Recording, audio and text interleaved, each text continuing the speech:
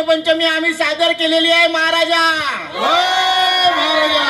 तर बारावाडीच्या 12 वहिवाटीच्या 12 देवळाच्या महाराजा ही रंगपंचमी आम्ही सादर करतो ती मानून घे रे महाराजा. कोण आडवा आला त्याला उभा कर, उभा येईल त्याला आडवा कर रे महाराजा. आणि असंच आमची हास्य जत्रा वर्षानुवर्ष चालत राहू दे रे महाराजा.